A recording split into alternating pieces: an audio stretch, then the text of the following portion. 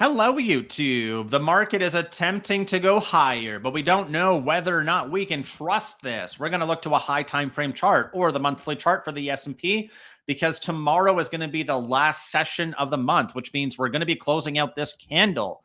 And whether or not we close above or below 422 signifies the short-term momentum. High, lower high, lower high, lower high. And then we got low, lower low, lower low, lower low. That's bearish, by the way. When we have three candles which form lower highs and lower lows, that's bearish. Closing below the candle low is additionally bearish. So we are not going to be rallying on the monthly chart or even show signs of bottoming, which is a failed breakdown, or where's another failed breakdown? Right here. Unless we rally up by nearly 2% tomorrow. That's right, 2% to get back above this monthly low, or next month, we need to restart the process. We got to form an inside bar or a higher low and a higher high, which means we're not going to really know we're bullish until the end of November. We can get signs we're bullish. We can get signs we're bearish. But until the candle closes out, there's not going to be any confirmation. I'm going to ask you for a huge, huge favor. If you could please consider smashing that thumbs up and subscribing to the channel, I'm going to thank you ahead of time.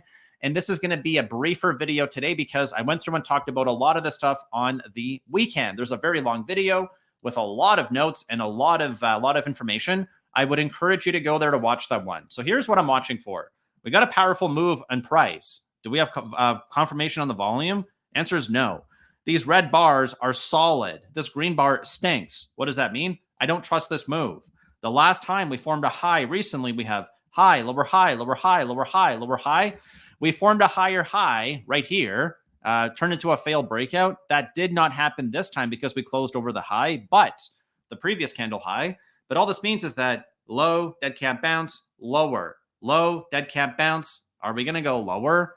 As a reminder, we were looking at RSP as our template. What do we have here? Well, below the 200, one dead cat bounce, even lower. And then we attempt to go back up and we go down even lower.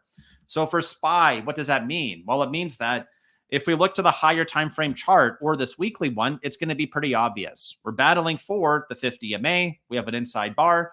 And that dark pool print we saw at the open on the stream did not materialize or actually kick through to the tape. So I'm actually not sure what happened there. It's happening on lower time frame charts, which means there was not enough dollars to actually print it on the cash market candle. All right, let's look back to RSP because that was our template. All right. So once we get below the 50, what do? Well, we form a couple of failed breakouts. So we got two failed breakouts here. We go low, high, higher, high, higher, high. But every time we close back below. So let's go back here. We note that after we lose the 50, we got high, lower high, failed break. And then we got lower high, lower low, lower low. So that's what I'll be watching for on the S&P. We have to wait until there is at least one candle close. So we got our failed breakout there. Otherwise, we got that same thing. Lose the 50, high, lower high. We don't have the lower low yet, but that's what I'm going to need to see. Again, keyword being need to see before we actually go higher.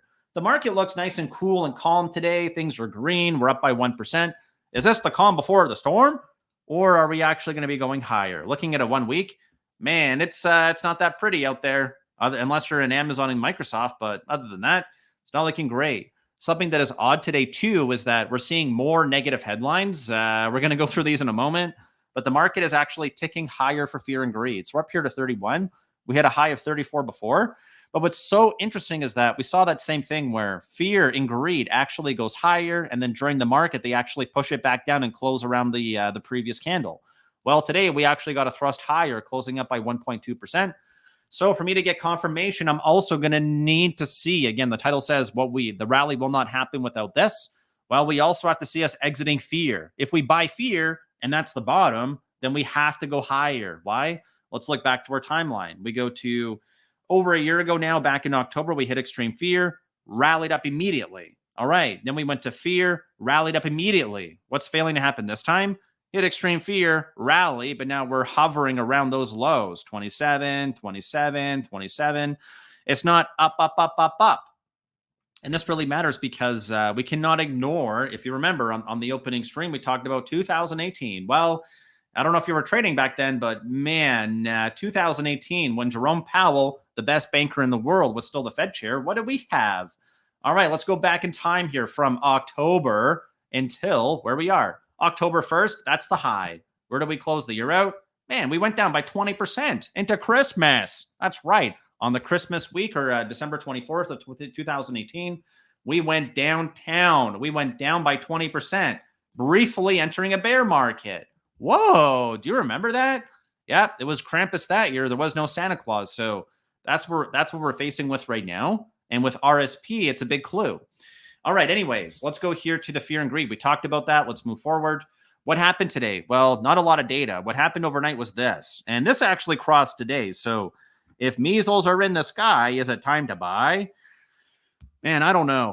I wish I knew. Like I mentioned before, there's times I feel confident. There's times I don't feel confident. All that I am doing is looking to the weekly and monthly candles for it to tell me whether or not the trend is changing, because we went from a bull trend at the low, and now we're starting to see a reversal pattern here. We get more confirmation if we go into another red month. If we go lower than our previous low here at 409, that's also not looking good. Read the headline. It doesn't look good. They're on high alert after a clash with people who are backed by a certain country. That looks terrible because it's going to expand the conflict area. All right, another one here. Israeli Prime Minister will not agree to a cessation of fighting after October 7th. That seems pretty cool. Why is the market going up? Man, I don't know. Unless it's finally going to get a crescendo and then climax and then finish. U.S. State Department. Certain places making a number of demands before it will allow people to leave. Cool. Right? That doesn't look good. That doesn't feel good. That feels like more of what we talked about on the weekend. So unless this is the quote, we have to remind ourselves that a rally cannot happen if we are in a downtrend. And what are we doing right now? We're forming a downtrend. We'll get more confirmation on Wednesday if we open up November red. And then we got to go through the rest of this data. It's a jam-packed week. We got CPI out of Europe tomorrow. That could be a bullish catalyst. It could also be a sell. Man, I don't know. Is good data good? Is bad data good? Man, flip a coin. I wish I knew. ADP non-farm payroll on Wednesday. And then Jerome, the big guy, talking as well. And then we got unemployment rate and non-farm payroll coming in on Friday, with Apple coming in on Thursday. So I don't really have too much more to say. If we go look back at our heat map here, even though we have 1 day of gains, do not be blinded by the short-term performance. On the weekend, we went through very high time frame charts, mostly focusing on monthly and weekly.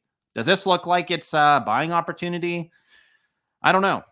People buy fear, sell greed, but I need to see more confirmation. So with that said, what I'm going to do is defer back to our weekend video, which should now be queued up here on the left-hand side. It goes through a very detailed and very meticulous trading plan.